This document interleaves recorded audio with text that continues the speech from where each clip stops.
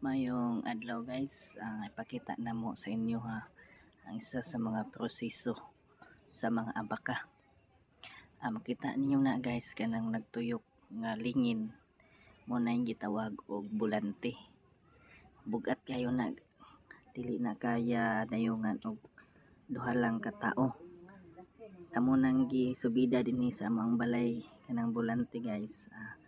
Amo nang gisakay og kangga, gipaguyod na mo gabaw, dili yun na kaya pasahanon lang og tao. Ang kanang kuan guys, kanang makita ninyo kanang amo ang gituyok-tuyok, amo nay kanang abaka, gikan pa gyud na sa punuan sa abaka, gitaksi na siya. Unya ang resulta na guys, muna na siya mahimong lanot.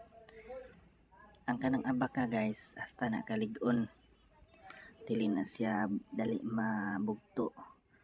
Muna makita ninyo da sa among tiilan, mo gyud ang ginahawanan, dili na mo na ginabutngan og kanang iyang mga lanot. Kay kung imo nang mabutngan og fiber sa abaka, unya mo na mo lambot sa imong tiil, musabay og tuyok anang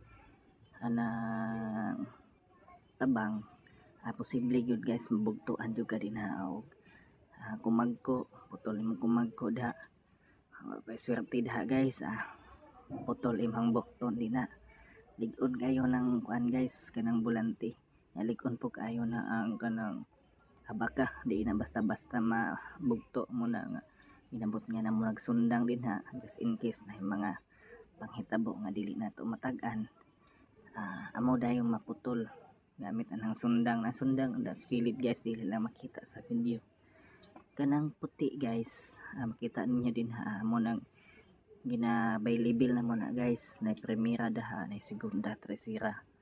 Ang kanang ginabutang na mo sa salog mo na ginatawag na mo binaba, muna na ang pinaka low quality sa abaka, muna na pinaka-barato guys kanang binaba.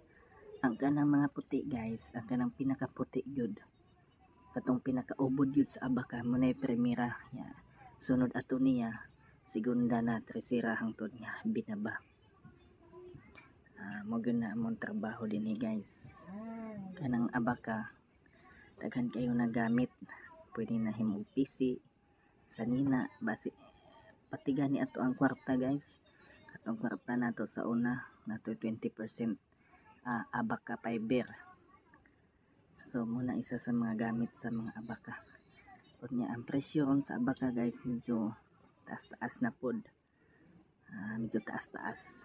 Sahay di man guna siya maintain ang presyohan sa abaka, sahay mo taas, sahay mo ubos, pero nakagyo na siya sa mga 60, 70, 80. Muna ang presyo sa abaka. Kung nakaidat ko nga abakhan, medium pa, kwarta-kwarta yung ka, labi na kung ikaw rapoy mo trabaho sa imuhang abaka, kwarta-kwarta yun, makapamugas-mugas yun pag nakay mga abaka.